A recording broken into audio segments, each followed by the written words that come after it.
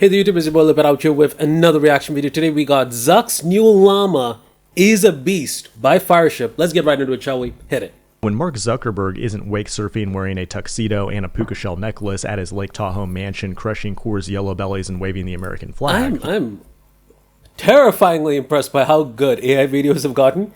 That should not exist, but goddamn. But yeah, I think this is the story that's based on the new llama model that did drop last week. Wasn't it? I think it was a couple of days back. I think it was last week. But basically it had like this whole new set of like massive parameters, and it was actually impressive. And it was, I think, technically open source, as I understand it. He clocks into work with a sunburn to battle Google and OpenAI for artificial intelligence supremacy. Yesterday, Meta released its biggest and baddest large language model ever, which also happens to be free and arguably open source. It took months to train on 16,000 NVIDIA H100 GPUs, which likely cost hundreds of millions of dollars and used enough electricity to power a small country. And this is obviously one of those things, right, where it's like, look, I mean, yes, there is the electrical demand and, you know, the power demand to obviously train these models in the first place. But the amount of, I won't say general, but specific intelligence you get in return that you can deploy to do some pretty cool things, I think might be worthwhile the effort. You know, you have like these, not necessarily just, you know, language-based models, but you got like these like really advanced models working on like pharmaceutical and even engineering like disciplines that have like impact. Like you have entire AI models that are sitting down in pharmaceutical companies just working on drug discovery, which might not seem like much, but those could have like huge like implications down the line in a couple of years. And I can see why the race for the best AI model is, because as I understand, there are now AI models that are being trained on data that's created from AI models, which, I mean, there is the argument that you could have very not good quality of output being used as input for the model, but that is still such a massive change of pace. Like you have like companies like Google, but YouTube, for example, just shunning like bots. Even Reddit recently, just like you cannot use bots to scrape the website anymore. And that wasn't just for AI bots, that was for, you know, like websites as well, like Google. But these companies, these models will only really come in handy. I'm not even saying that they'll be coming in handy, I think, by this year or maybe next year, but within the next decade, yes, this would be the decade of AI in general, because AI-based PCs, no thank you, Microsoft. But you have actual use cases where, you know, like proofreading documents, summarizing data sheets, and even like, you know, creating like pivot tables in Excel. Yeah, those are cool things you can do with AI, but generating images, not so much. So I'm actually really curious to see how, because to be frank, the only open source model that's comparable to like proprietary models is like Zuckerberg. And I didn't think we'd be living in a world where I would be praising Mark Zuckerberg for putting out an open source AI model. I don't know what reality we're living in, but I think we're in the best timeline, people. The end result is a massive 405 billion parameter model with a 128,000 token context length, which according to benchmarks is mostly superior to OpenAI's GPT-4o and even beats Claude 3.5 Sonnet on some key benchmarks. But benchmarks lie, and the only way to find out if a new model is any good is to vibe with it. In today's video, we'll try out Llama 3.1 Heavy and find out if it actually doesn't suck like most Meta products. It is July 24th, 2024, and you're watching The Code Report. AI hype has died down a lot recently, and it's been almost a week since I've mentioned it in a video, which I'm extremely proud of. But Llama 3.1 is a model that cannot be ignored. It comes in three sizes, 8B, 70B, and 405B, where B refers to billions of parameters, or the variables that the model can use to make predictions. In general, more parameters can capture more complex patterns, but more parameters doesn't always mean that the model is better. GPT-4 has been rumored to have over 1 trillion parameters, but we don't really know the true numbers from companies like OpenAI and Anthropic. The cool thing about Llama is that it's open source. Well, kind of. You can make money off of it as long as your app doesn't have 700 million monthly active users. Which I think is a fair, like, you know, disclaimer, kind of like a point of the contract, just to not make it purely open source, but fair enough. Fair enough. They do that thing. in which case you need to request a license from Meta. What's not open source is the training data, which might include your blog, your GitHub repos, all your Facebook posts from 2006, and maybe even your WhatsApp messages. What's interesting is that we can take a look at the actual code used to train this model, which is only 300 lines of Python and PyTorch, along with a library called... Did you say 300 lines of Python? To train this model, which is only 300 lines of Python and PyTorch, along with a library called Fairscale to distribute training across multiple GPUs. It's a relatively... Okay, that makes sense. Or it's just for distribution of the code so that you could train it off of multiple hardware. Okay, that makes sense. That makes sense. A simple decoder-only transformer, as opposed to the mixture of experts approach used in a lot of other big models, like its biggest open-source rival, Mixtral. Okay. Most importantly, though, the model weights are open, and that's a huge win for developers building AI-powered apps. And now you don't have to pay a bunch of money to use the GPT-4 API, and instead can self-host your own model and pay a cloud provider a bunch of money to rent some GPUs. The big model would not be cheap to self-host. I used LLAMA to download it and use it locally, but the weights weigh 230 gigabytes, and even with an RTX 4090, I wasn't able to ride this llama. The good news, though, is that you can try it for free on I appreciate the pun.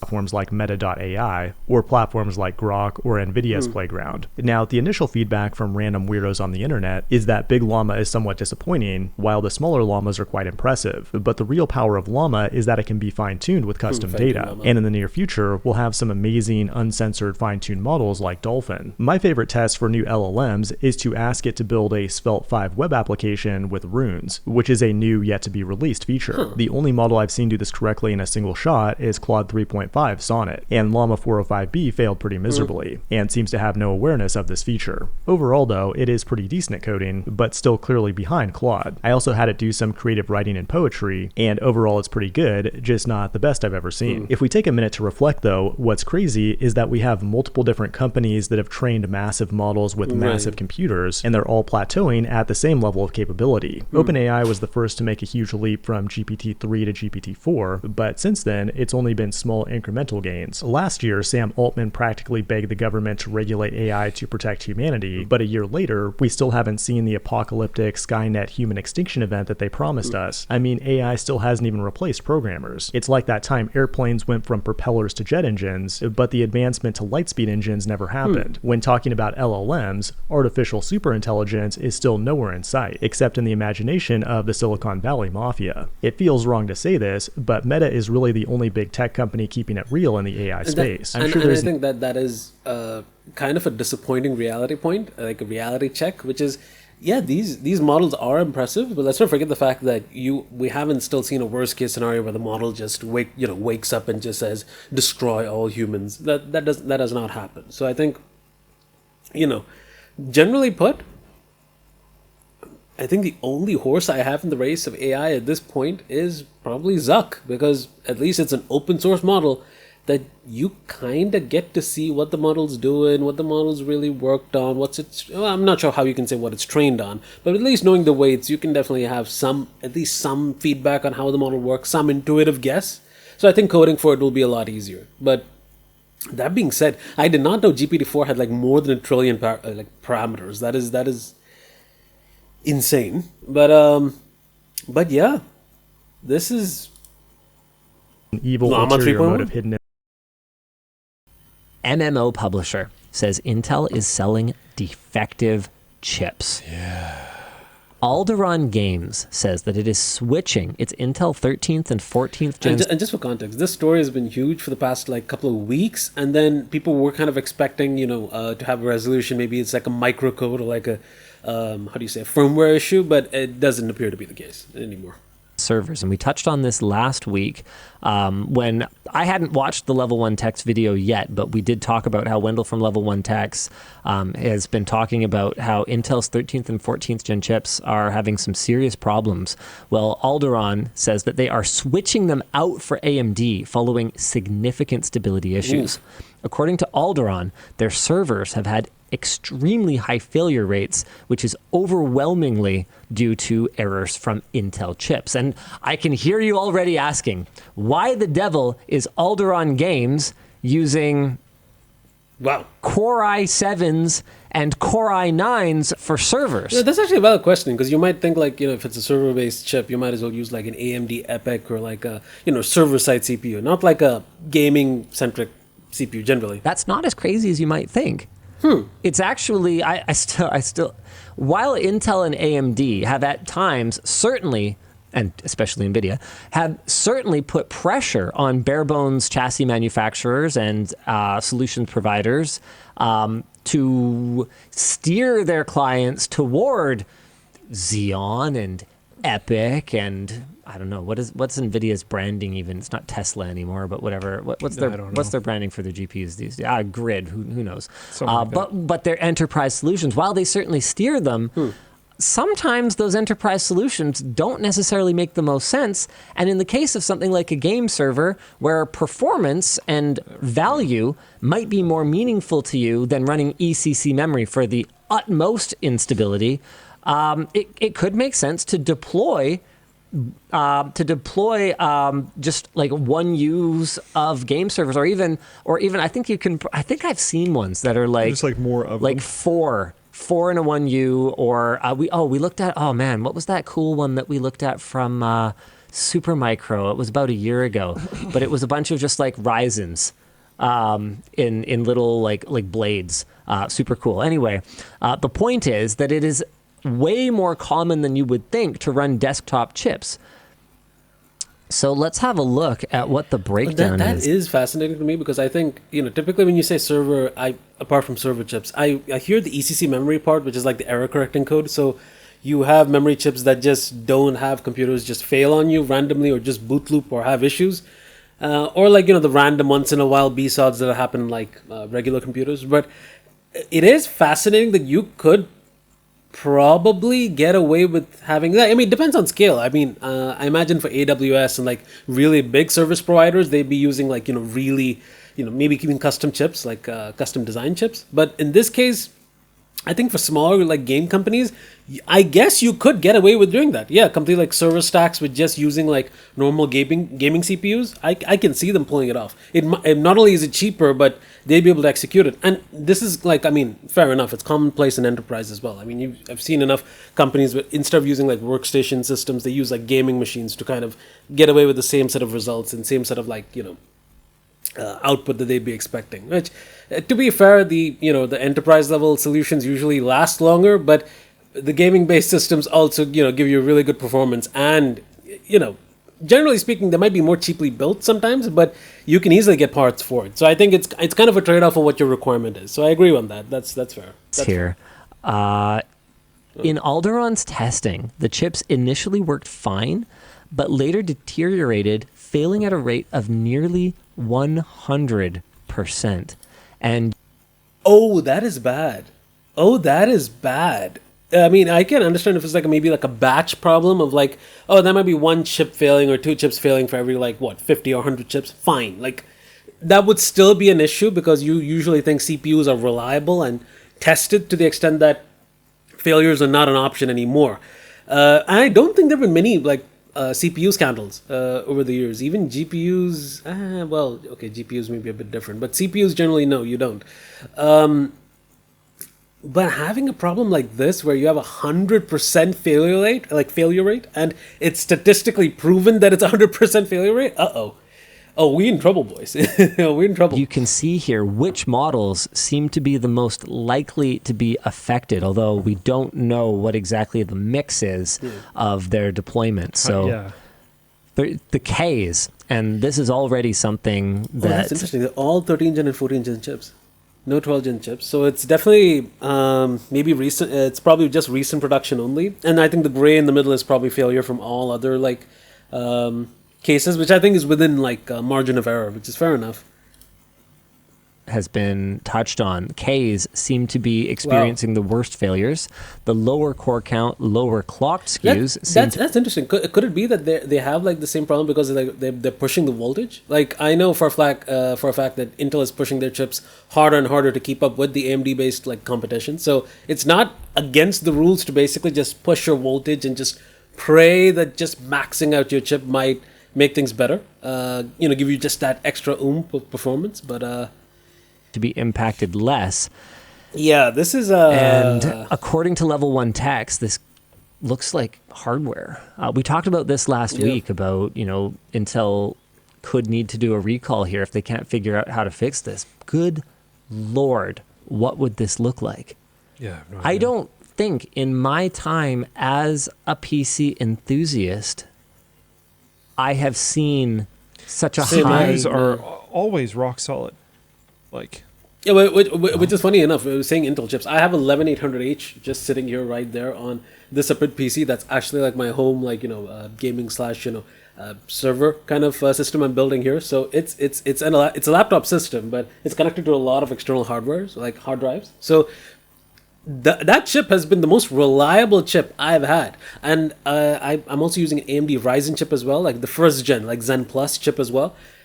They have, while Ryzen had initial stability issues, was patched out with the BIOS update. So I've never had like any BSODs like consistently after that. So I've never had like a chip problem that wasn't, software, like it wasn't a software based problem. Like hardware problems, how are you going to solve this?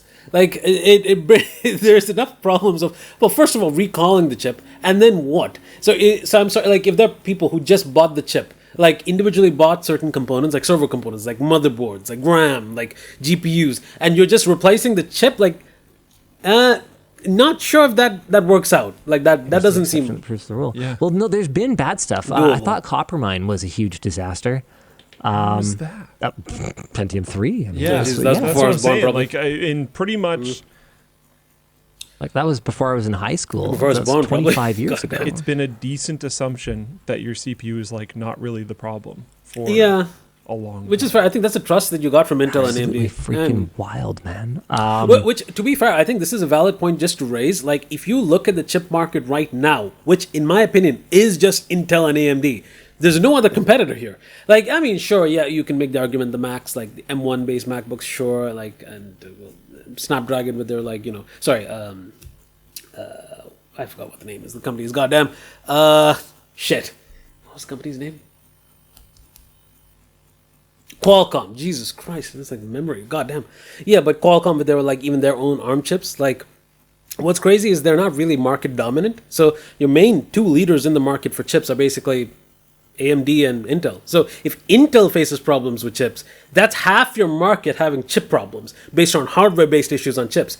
With AMD being the second half, if AMD, which I think they have a release for a new line of chips coming up, if they have issues as well, good Lord, this market is going to be interesting.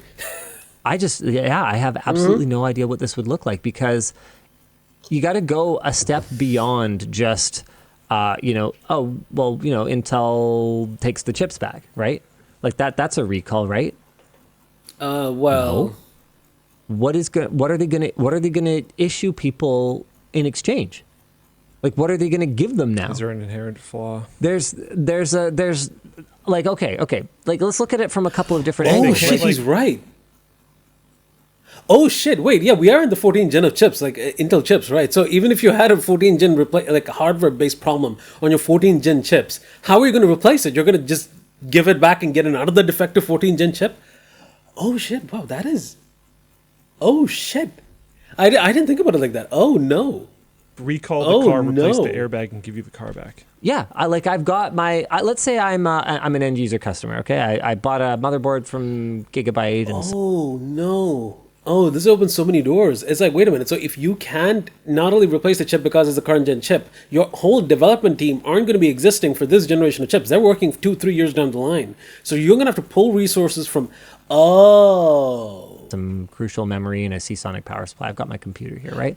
Oh, so this isn't a present problem. I'm sorry for pausing. This isn't a present problem. This is something that will affect Intel for years if they don't sort this out properly. Oh no!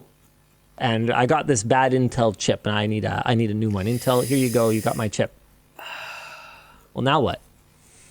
They send back a fixed one? Well, no, you know what would be hilarious if actually Intel plays this smart and just basically says, you know what, oh no, but the media storm would be hilarious. But imagine if Intel takes the chip and replaces it with an AMD Ryzen like similar enough component. And sure, you can have the whole compatibility issue with motherboards, but if they did that, and they would never do it, but in my mind, if they had to resort to that, would be hilarious. This is They would never do it. Intel's R&D teams okay, are working on CPUs that are coming out next year, the year after, and the year after that. Yeah, 100%. Same thing with AMD. Also mentioned that they have a very lean development team, so they complete the chip development for one generation, and that would be at least a year and a half from production. So they would be having their teams working on next 2-3 years worth of chips, like 2 years worth of chips and the third year worth of architectural development, as I understand. So 3 years ahead, look ahead, is how they're planning it. Okay, that's my understanding. That's right. That gives you some idea of how long you're working on a chip before it ever sees the light of day. Right. Just the spin-up time, if you watched our Intel Fab Tour, the spin-up time from, okay, we've got the design finished, and now, at least in principle, and now we need a physical one in order to try to power it on, is, I forget if it was weeks or months. Well, that depends. I think it depends on how the later chips, because I mean, obviously I'm not involved in this industry, but if you read, I think it was NVIDIA when they released their first GPU that had like certain set of like Intel, was it Intel or Microsoft based like APIs, or certain way that they'd use graphics. They had to not only virtually test their entire chips, they had to get that out on market before the competition within 6 months, I think, was what they told us last time. So I would not be surprised if to get like a model like test chip, maybe a couple of weeks to a couple of months, yes. But to actually get it into production, active production, maybe a year. About a year, probably. But it's a long flipping time because all of the different steps that are required. Yeah, they call this in the industry long lead items. Sorry, long lead times, basically. Because you are going to plan in advance for when you're going to get the chip, and you're going to have to do everything else right along that step of the way, so that when you actually do get the first batch of chips, you need to be ready, tested, no problem, out, ready to go. Because if you have a problem in this duration, you're going to be delayed months at least. You're not going to have major changes happen over a course of weeks. That's never happening. Manufacture a modern processor. Right. For Intel to fix this in hardware, Yeah. They would. This is enormously costly. Unless it's a manufacturing defect. But as I understand, this is weird because most chips are usually manufactured for TSMC. So with Taiwan Semiconductors, they, as I understand, so far have not had many chip failure issues. I'm yet to hear a story break on that.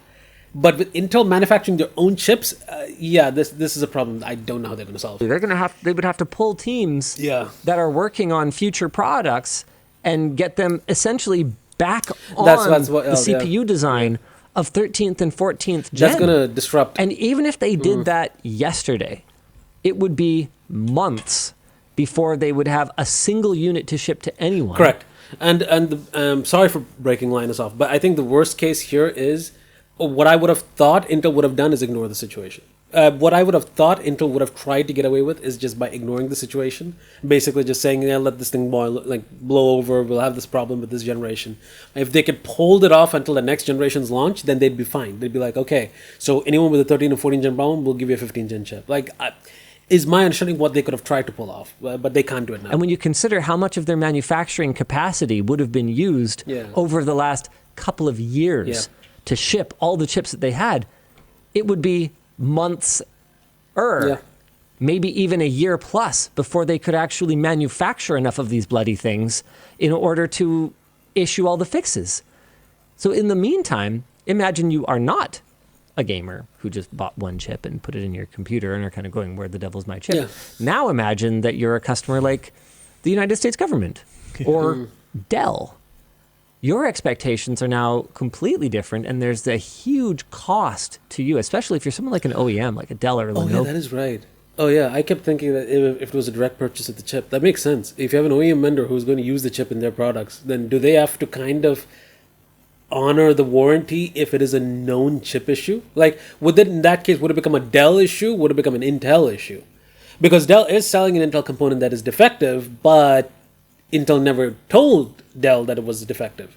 And now if Dell comes out and says it's defective, then are they going to be put in a position? Oh, it's not just a situation with Dell. It's with every OEM vendor. That's Asus, HP, any of them. So it's like, well, what do you do now?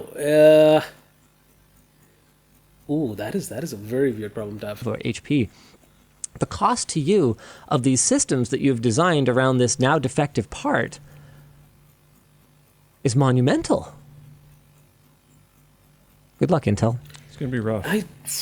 I don't. Intel is currently working on a fix for the eTVB bug. It says contributed to the instability, but there's no indication that the company has a fix for the root problem, says the last of our notes. Yeah, this is not a problem they can solve.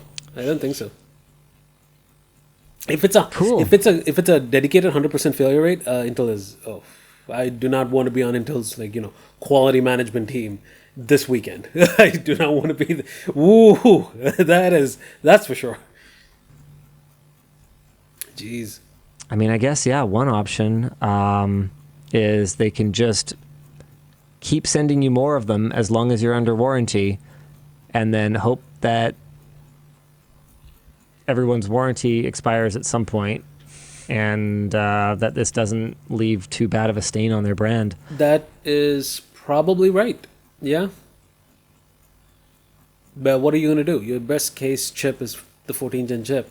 You're going to keep replacing and sending new chips back, and then just wait until their warranty runs out and just no longer do that. And then you have to pray that they'll be customers of yours next generation.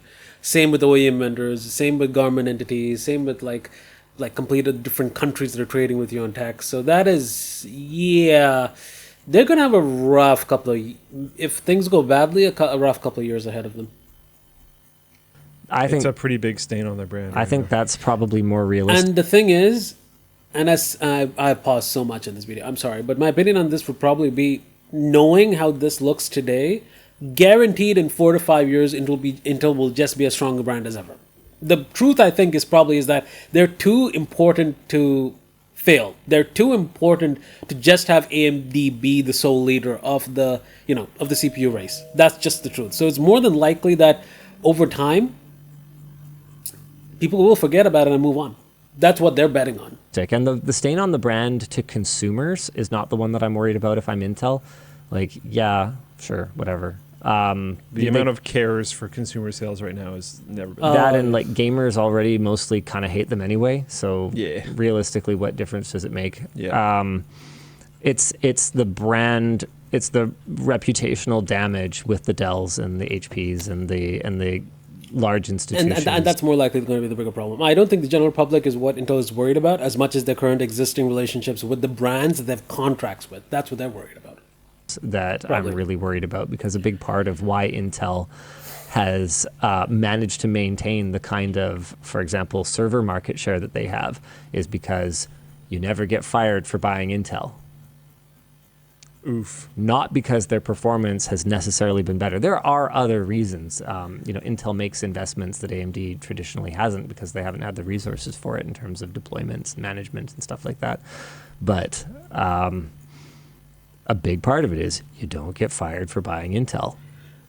And now you that is true, because I think in most of the offices I've ever been, it's only been Intel chips. It's very rare to see an AMD chip in an office environment, because I think everyone is just of the opinion that if it's already worked for decades, I don't think they're actually overseeing the probability that there'll be a problem on newer gen chips. So, yeah, the fact that you could basically be on an Intel chip and face the likelihood of it just failing on you randomly, not your own fault, within hardware, and if you're out of warranty, you're shit out of luck. That is, Intel is going to have a hard weekend and a hard couple of years ahead of them if this doesn't blow over soon. So, I think that's the news for this week. Hope you guys enjoyed the video. Like, comment, subscribe, and I'll catch you beautiful bastards in the next one. Peace. Take care.